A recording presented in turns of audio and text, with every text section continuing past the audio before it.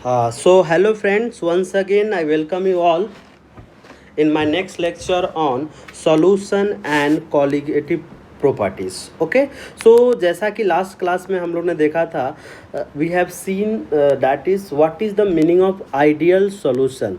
So now we are going to see in this lecture what is the meaning of non ideal solution. तो अपना पूरा discussion आज होगा that is about non ideal solution. इसको मैंने explain किया था ऐसे लास्ट लेक्चर में कि नॉन आइडियल का मीनिंग क्या होता है, थोड़ा सा डिटेल में देखेंगे। नॉन आइडियल सॉल्यूशन, ओके, सो ये हम लोग देखने जा रहे हैं non ideal solution. Okay, so non ideal solution again, जैसे कि आइडियल में हम लोग ने देखा था कि ऐसा सॉल्यूशन जो कि रॉल्स लॉ फॉलो करता है उसको आइडियल सॉल्यूशन। तो यहाँ पे डायरेक्टली क्या लिख दोगे, ए solution which does not obey Rawls law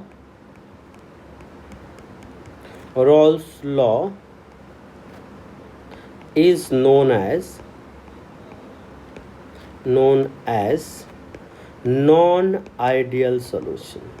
जो रॉल्स लॉ अवे नहीं करता उसको क्या बोलते हैं हम लोग, नॉन आइडियल सॉल्यूशन बोलते हैं। ओके, तो ये चीज़ ध्यान रखेंगे। तो इसका क्या मीनिंग है कि P A not equals to P A not X A, ये सब रॉल्स लॉ का इक्वेशन है। P B not equals to P B not X B. उसी तरह से डेल्टा मिक्सिंग जो होगा, एच इंथैल्पी ऑफ मिक्सिंग होगा नॉट इक्वल्स टू ज़ीरो। और उसी तरह से क्या होगा, delta mixing volume not equals to zero. Okay, so अगर ऐसा केस आता है फॉर नॉन आइडियल सॉल्यूशन। और जैसा कि हम लोग ने लास्ट क्लास में एक्सप्लेन किया था, अगर आपको याद हो कि the force of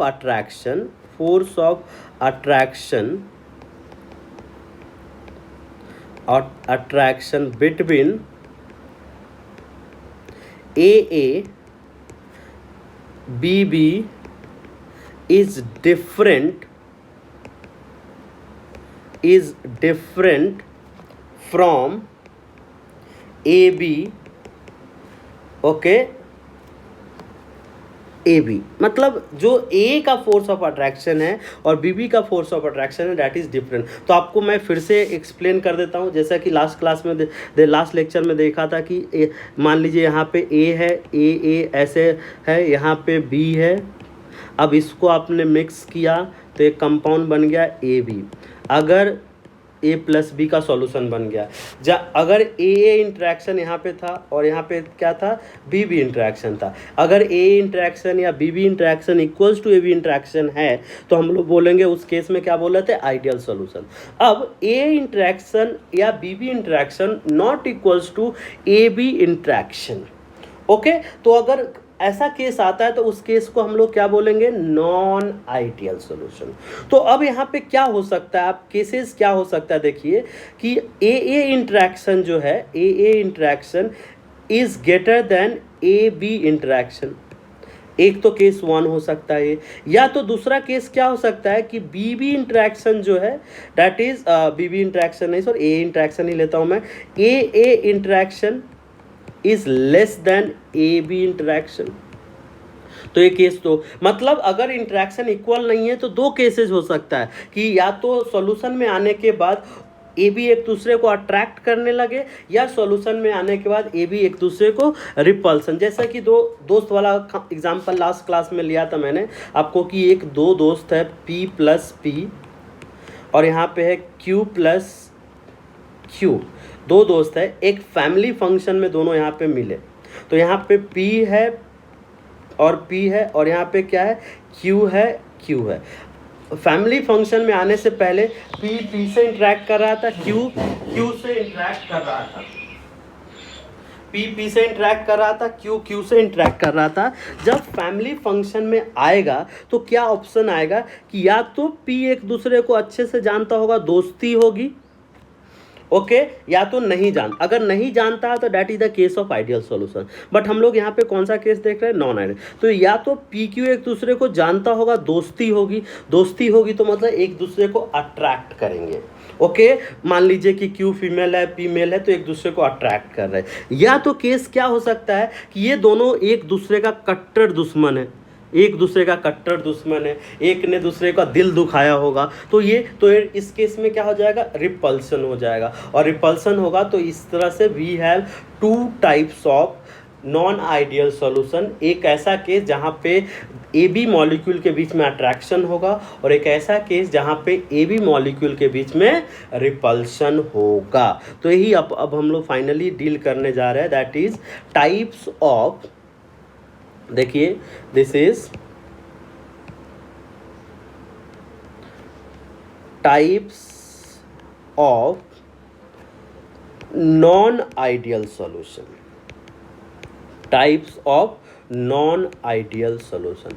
non ideal solution के टाइप्स आपको समझ में आ गया होगा। टाइप्स का क्या मतलब है, ए बी का बीच का अट्रैक्शन हो रहा है या रिपल्सन हो रहा है, इसके हिसाब से टाइप हम लोग डिस्कस करेंगे। ओके तो पहला टाइप देखिए जो फर्स्ट है, उसमें से फर्स्ट मैं लिखने जा रहा हूं, दैट इज फर्स्ट, देखिए non ideal solution, non-ideal solution showing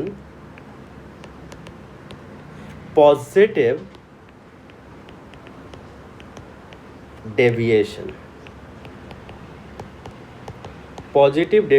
from Rawls law।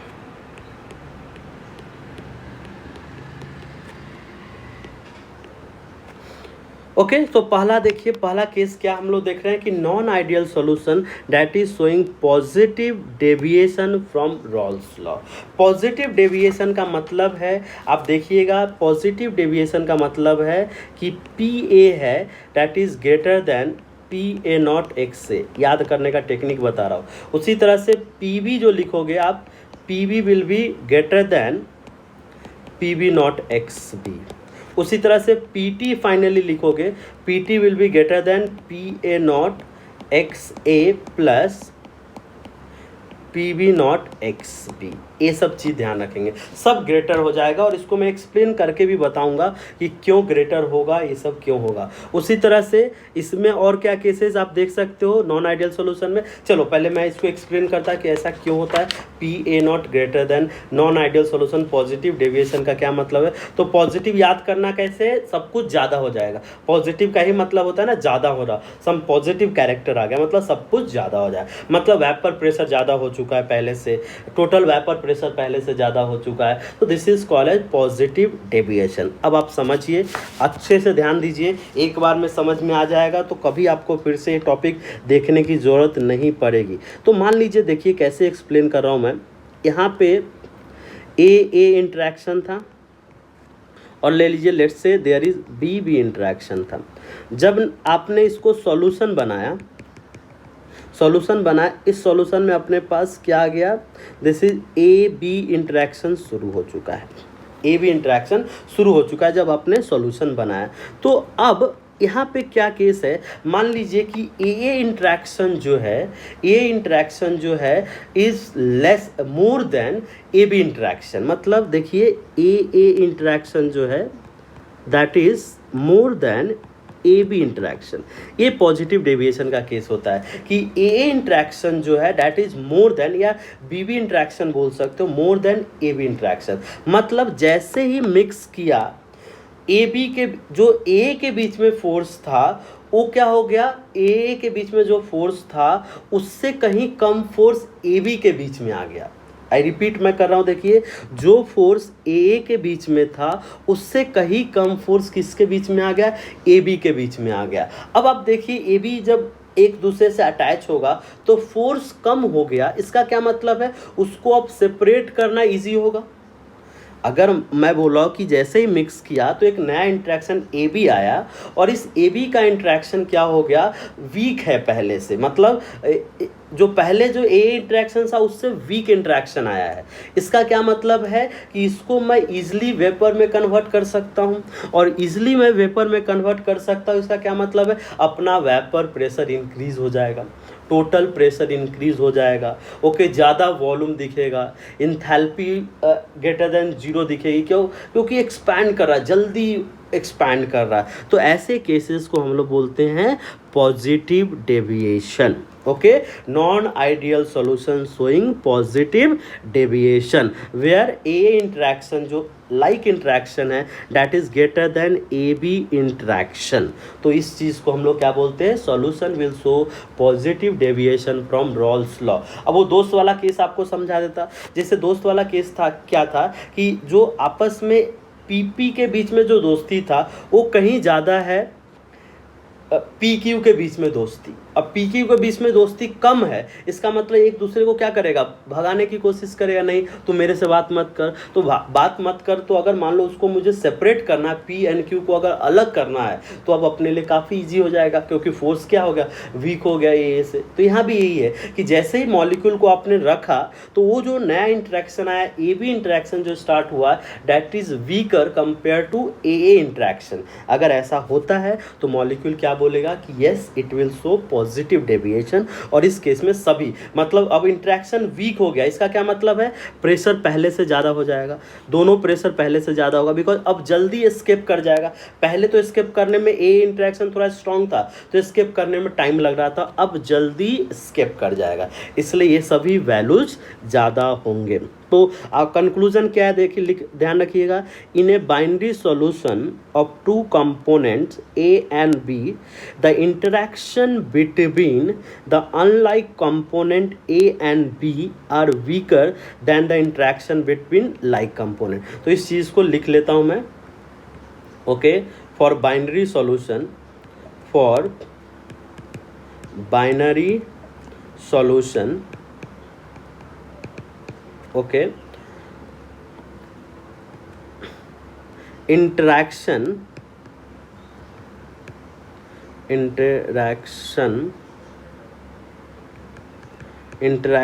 between like component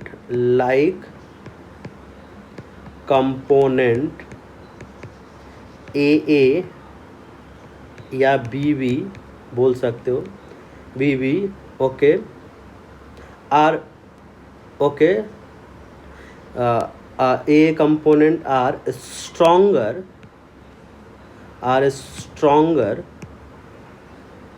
than interaction between unlike component, जो कि मिक्सचर के। तो अगर आपको अच्छे से समझ में आ गया होगा तो बहुत बड़ी बात नहीं है, ए बी, ओके।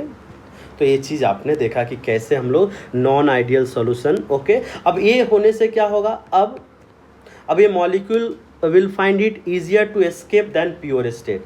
तो ए और बी क्या हो जाएगा, ए और B will find it easier to escape than pure state, okay, pure state से जल्दी एस्केप। अब ये तो मैंने ए करके समझाया, अब आपको मैं एक एग्जांपल के हेल्प से इसको समझाता मैं, रियल में जो मॉलिक्यूल के बीच में एग्जांपल है उसके। देखिए, जैसे मान लीजिए, और ये सब याद भी रखना, ethanol and acetone, ethanol and acetone के मिक्सचर इज पॉजिटिव डेविएशन, ये आपको याद रखना है। तो इथेनॉल अगर देखोगे, मान लीजिए कि यहाँ पे इथेनॉल लिया आपने, इथेनॉल CH3CH2OH, तो इथेनॉल अगर आपने लिया होगा, देखिए, तो यहाँ पे क्या होगा, there is hydrogen bonding,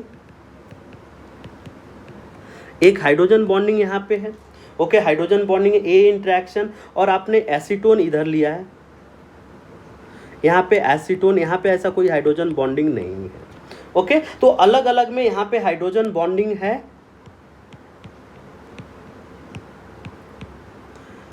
bonding और यहाँ पे हाइड्रोजन बॉन्डिंग नहीं है। जब आप इसको मिक्स कर दोगे, जब आप इसको मिक्स कर मतलब मिक्स करने से पहले मॉलिक्यूल के पास क्या हो जाएगा, अल्कोहल के पास हाइड्रोजन बॉन्डिंग है। जब आप इसको मिक्स कर दोगे, जब आप मिक्स कर दोगे मतलब एक कंटेनर आ गया फाइनली, जिसमें आप जिसके बारे में अपने को पता करना है, इथेनॉल है CH3CH2OH है एंड एसीटोन है। जब आप ये दोनों को मिक्स कर दोगे, एक साथ जब मिक्स कर दोगे तो क्या होगा, the molecule of acetone get in between the alcohol molecule and will break the hydrogen bonding. The molecule मतलब अब जैसे ये अल्कोहल देखिए इस तरह से बॉन्डेड है, इस तरह से देखिए, इस तरह से आप बोल सकते हो कि हाइड्रोजन बॉन्डेड है, इस तरह से हाइड्रोजन बॉन्डेड है अल्कोहल। अब क्या करेगा, इसके बीच में एसीटोन आ जाएगा, इसके बीच में कैसे जैसे ही आप डालोगे तो एसीटोन आ जाएगा। तो जैसे ही एसीटोन आएगा ये मॉलिक्यूल अलग हो जाएगा, ये मॉलिक्यूल अलग हो जाएगा, और अलग हो जाएगा तो अब मैं बोल सकता हूँ ना कि अब मॉलिक्यूल को बॉयल करना या वेपर में कन्वर्ट करना इजी हो गया, क्योंकि अब जो दोनों मॉलिक्यूल के बीच में हाइड्रोजन बॉन्डिंग था उसको तोड़ दिया है किसने, एसीटोन में। मतलब कि जो अब ए बी इंट्रैक्शन है वो क्या होगा, वीकर हो गया compare to A interaction. A interaction में हाइड्रोजन बॉन्डिंग था और ए बी इंट्रैक्शन में हाइड्रोजन बॉन्डिंग टूट चुका है। तो अगर ऐसा होता है तो दोनों मॉलिक्यूल सेपरेट हो जाएंगे, और अगर सेपरेट हो जाएंगे तो इसको जल्दी मैं वेपर में कन्वर्ट कर सकता हूँ, और जल्दी अगर मैं कन्वर्ट कर सकता हूँ इसका क्या मतलब है, अगर मैंने जल्दी इसको कन्वर्ट कर दिया मतलब इजीली बॉयल कर सकता हूँ, मतलब वेपर प्रेशर ज़्यादा हो जाएगा। एक बार फिर से मैं एक्सप्लेन कर देता हूँ। इथेनॉल है, इथेनॉल में पहले से मिक्स करने से पहले देयर वाज हाइड्रोजन बॉन्डिंग।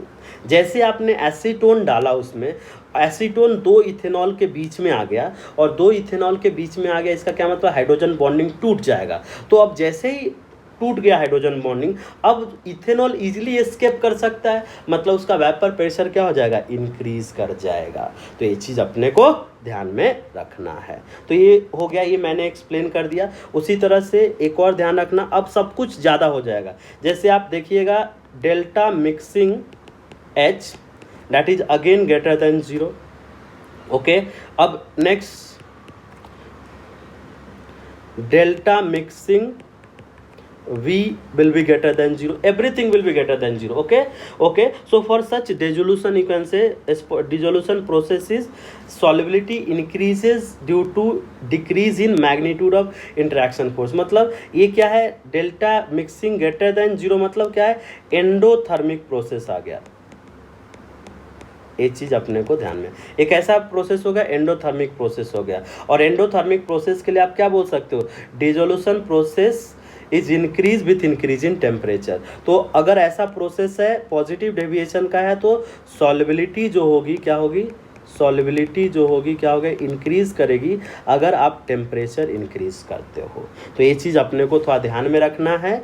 अब हम लोग देखते हैं कि इसका ग्राफ कैसे बनाएंगे। हम लोग दो सॉल्यूशन है तो इसका ग्राफ कैसे बनाएंगे। तो चलिए अब ग्राफिकल मेथड देते हैं निगेटिव डेविएशन के लिए। Will see graphical representation.